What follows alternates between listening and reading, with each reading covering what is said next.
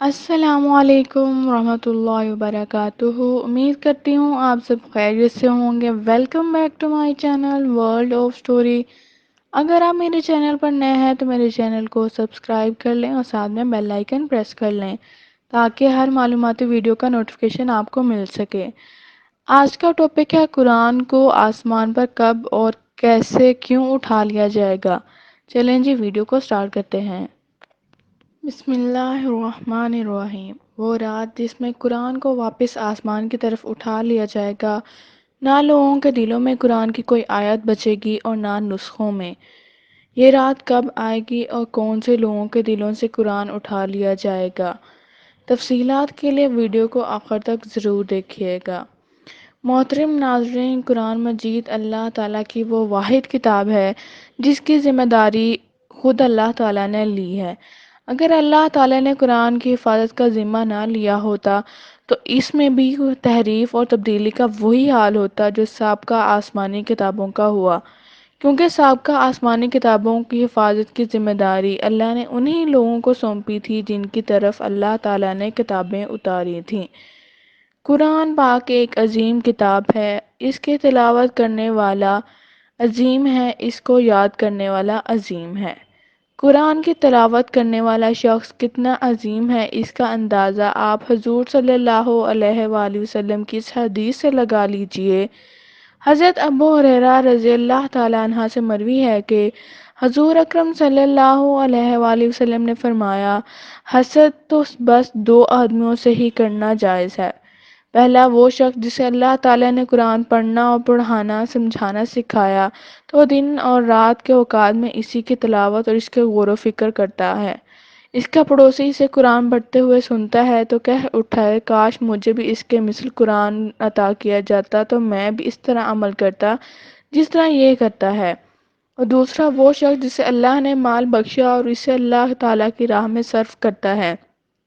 دوسرا شخص اسے دیکھ کر کہتا کہ کاش میں بھی اتنا مال ملتا جتنا اسے ملا ہے تو میں بھی اس طرح صرف کرتا جس طرح یہ کرتا ہے۔ ایک رات آئے گی کہ جس رات یہ قرآن انسان کے دلوں سے اٹھا لیا جائے گا، لوگ پریشان ہوں گے، جلدی جلدی قرآن آ کر قرآن کھولیں گے لیکن نسخے میں قرآن کے الفاظ نہیں ہوں گے۔ یہ رات کن لوگوں پر آئے گی؟ ناظرین، حضور صلی اللہ علیہ وآلہ وسلم نے فرمایا، اسلام اجنبی حالت میں شروع ہوا، عنقریب پھر اجنبی بن جائے گا، لہٰذا ایسے وقت میں اس پر قائم رہنے والے اجنبیوں کے لیے خوشخبری اور مبارکبادی ہے۔ مفہوم یہ ہے کہ اسلام جب آیا تو اس کے ماننے والوں کی زندگی میں جس اجنبیت کے عالم میں گزری تھی، یہاں تک کہ لوگ ان سے نفرت کرتے تھے اور ان کے ساتھ اٹھنے بیٹھنے کو اپنے لیے حقارت سمجھتے تھے، انہیں تکلیفیں پہنچاتے تھے، ٹھیک اسی اجنبیت کے عالم میں اسلام کی آخری دور میں اس کے پیروکار ہوں گے۔ لیکن خوشخبری اور مبارکبادی ہے ان لوگوں کے لیے جنہوں نے اس اجنبی حالت میں اسلام کو گلے سے لگایا اور جو اس کے آخری دور میں اسے گلے سے لگائیں گے اور دشمنوں کی تکالیف برداشت کر کے جان و مال سے اس کی خدمت کو اشاعت کرتے رہیں گے۔ یا اس کا مطلب یہ ہے کہ اسلام اجنبی بن جائے گا اور اس کو لوگ نہیں پہچانیں گے، وہ لوگ نماز، زکوٰۃ، روزہ کو نہیں پہچانتے ہوں گے، حتیٰ کہ یہ کہیں گے کہ ہم یہ کلمہ لا الہ الا اللہ اپنے بوڑھے آباء و اجداد سے سنا کرتے تھے۔ ناظرین، قرآن کا اٹھایا جانا قرب قیامت کی نشانیوں میں سے ایک نشانی ہے۔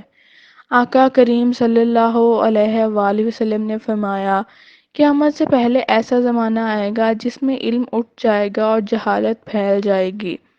حضرت حذیفہ بن یمان فرماتے ہیں کہ رسول اللہ صلی اللہ علیہ وآلہ وسلم نے اسلام پر پرانا ہو جائے گا اور یہاں تک کہ کسی کو بھی نہ روزہ، نماز، قربانی اور صدقہ کا علم نہ رہے گا، اور اللہ کی کتاب ہی رات میں ایسی غائب ہوگی کہ زمین میں اس کی ایک آیت نہ باقی رہے گی، اور انسانوں کے کچھ قبائل ایسے رہ جائیں گے ان میں بوڑھے مرد، بوڑھی عورتیں کہیں گی، ہم نے اپنے آباء و اجداد کو یہ کلمہ پڑھتے سنا تھا۔ ہم نے یہ کلمہ پڑھتے سنا، لا الہ الا اللہ، اس لیے ہم بھی یہ کلمہ کہتے ہیں۔ حضرت حذیفہ کے شاگرد صلہ سے عرض کیا، لا الہ الا اللہ سے انہیں کیا فائدہ ہوگا جب انہیں نماز کا علم نہ ہو، روزے کا، نہ قربانی کا اور نہ صدقے کا کوئی علم ہے؟ اس پر حذیفہ نے ان کی طرف سے منہ پھیر لیا۔ انہوں نے دوبارہ بارہ عرض کیا۔ حذیفہ منہ پھیرتے رہے۔ تیسری مرتبہ ان کی طرف متوجہ ہوئے اور فرمایا، اے صلہ، لا الہ الا اللہ انہیں دوزخ سے نجات دلائے گا۔ 3 بار یہی فرمایا۔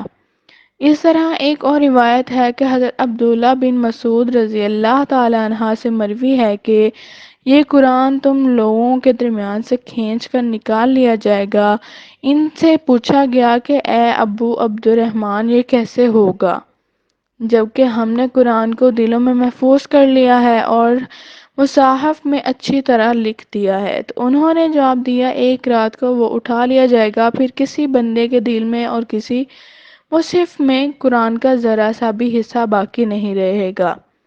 اور پھر ابن مسعود نے یہ آیت پڑھی، اگر ہم چاہیں گے جس قدر آپ پر وحی بھیجی ہے سلب کر لیں، اور پھر اس کو واپس لانے کے لیے آپ ہمارے مقابلے میں کوئی حمایت نہ ملے۔ حضرت عبداللہ روایت کرتے ہیں کہ قرآن کی کثرت سے تلاوت کرو اس سے پہلے کہ اسے اٹھا لیا جائے۔ لوگوں نے دریافت کیا کہ ان مصاحف کو اٹھا لیا جائے گا، لیکن جو انسانوں کے سینوں میں ہے اس کا کیا ہوگا؟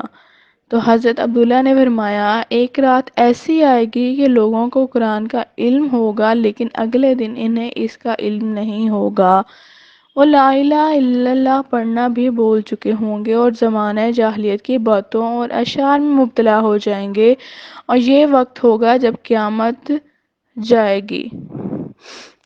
حضرت عبداللہ بن ابی اوفی رضی اللہ تعالیٰ عنہ سے روایت ہے کہ میں نے رسول اکرم کو یہ فرماتے سنا ہے، لوگوں پر دنیا کی 3 راتوں کے برابر ایک رات آئے گی، جب یہ رات ہوگی تو نفل پڑھنے والے اسے پہچان لیں گے تو ان میں سے ایک شخص سو کر اٹھے گا اور پھر نفل میں تلاوت کر کے سو جائے گا، اور پھر دوبارہ اٹھے گا، پھر پڑھ کر سو جائے گا۔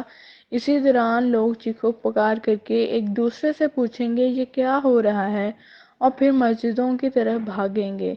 اچانک انہیں سورج مغرب سے طلوع ہوتا نظر آئے گا، حتیٰ کہ آسمان کے درمیان تک آ جائے گا، پھر دوبارہ لوٹیں گے اور پھر مغرب سے طلوع ہو جائے گا۔ نبی کریم صلی اللہ علیہ وآلہ وسلم نے فرمایا، اس وقت کسی کا ایمان اسے نفع نہیں دے گا۔ اس نشانیوں کے بعد قیامت واقع ہوگی۔ اللہ تعالیٰ سے دعا ہے کہ اللہ پاک ہمیں قیامت کے فتنوں سے بچائے۔